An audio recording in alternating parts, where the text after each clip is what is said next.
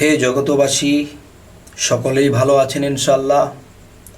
তো আপনাদের সামনে আমি শামীম আলী চিশতি একটি আলোচনা নিয়ে আসলাম।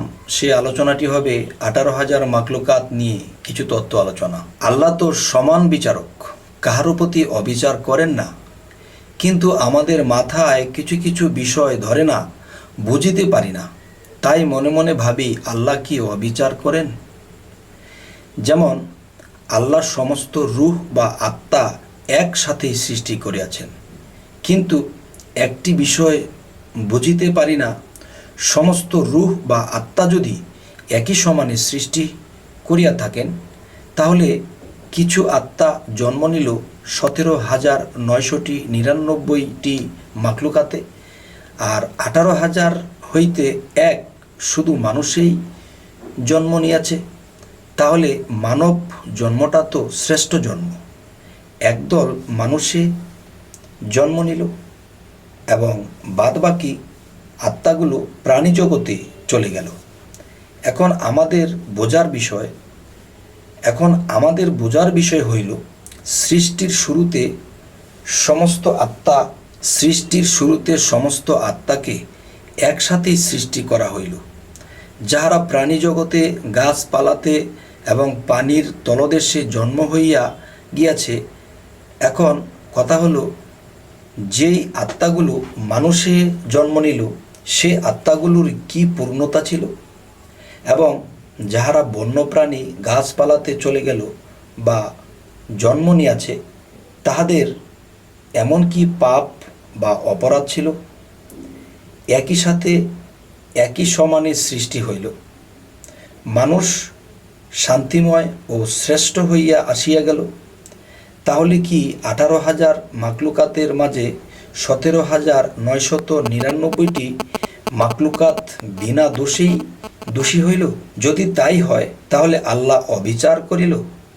না, অবশ্যই না। আল্লাহ কখনো কোনো বিষয়ে অবিচার করেন না। হ্যাঁ, আল্লাহ অবিচার করেন না। তাহলে কোন বিচারে 18,000 মাখলুকাত থেকে 17,999টি মাখলুকাত প্রাণী জগতে জন্ম নিতে হইল? এক সমানে সমস্ত আত্মা সৃষ্টি হইয়া তো কোনো পাপ করে নাই। আবার আল্লাহ তো অবিচার করেন নাই। কোন কারণে তাহারা এই শাস্তি ভোগ করিবে? বন্য প্রাণীর তো কোনো বাড়িঘর নাই, পাকশাক করে খেতে পারে না, এবং জীবিত এক পশুকে আর এক পশু জীবিত ধরিয়া জীবিত কামড়ে ছিঁড়ে ছিঁড়ে খাইতেছে। যেই পশুটি অন্য পশুকে জীবিত ছিঁড়ে খাইতেছে, আরেক পশু আসিয়া একেও কামড়ে জীবিত ছিঁড়ে বিড়ে খাবে।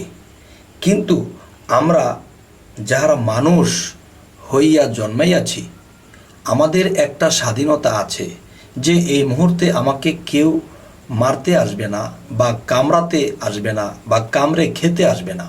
আমরা মানুষ, স্বাধীনতা আছে। ওই প্রাণীদের কোনো স্বাধীনতা নাই। তাহারা কোন কারণে ঠকিল? যদি বলা হয় আল্লাহ সমস্ত আত্মাকে কাতারবদ্ধ হইয়া দাঁড়াইতে বলিয়াছিল, একজন আত্মা অন্য আত্মাকে ধাক্কা মেরেছিল, বা খোঁচা মেরেছিল, বা মারামারি করিয়াছিল, এই জন্য সেই আত্মাগুলোকে বন্য প্রাণীতে পাঠাইয়া দেওয়া হইল। তাই বলে এতটুকু অপরাধে আত্মাগুলোকে গাছপালা পশু পাখিতে জন্ম নিতে হইল? অল্প কোনো অপরাধে কি মানুষকে ফাঁসির দড়িতে দেওয়া হয়? তাই বলে কি জন্মান্তর সাজা দেওয়া যায়? নিশ্চয়ই আত্মাদের আরও কোনো গভীর অপরাধ আছে। যদি আল্লাহ আমাকে আপনাকে দয়া করে বোঝার তৌফিক দান করেন, তা অবশ্যই আমরা বুঝতে পারবো ইনশাল্লাহ। তবে আজকের এই আলোচনাগুলো যে করা হলো, যে আমি শামীম আলী চিশতির লেখা যে শরীয়তের পেট থেকে হাকিকত ও মারিফতকে উদ্ধার যে গ্রন্থটি, সেই গ্রন্থটি থেকে আপনাদেরকে একটি আলোচনা শোনানো হইল। তবে আপনাদের চিন্তা চেতনায় এই আলোচনাটি কি বোঝানো হলো আপনারা আমাকে অবশ্যই জানাবেন। আজ এই বলেই রাখছি, সকলেই ভালো থাকবেন। আল্লাহ হাফিজ।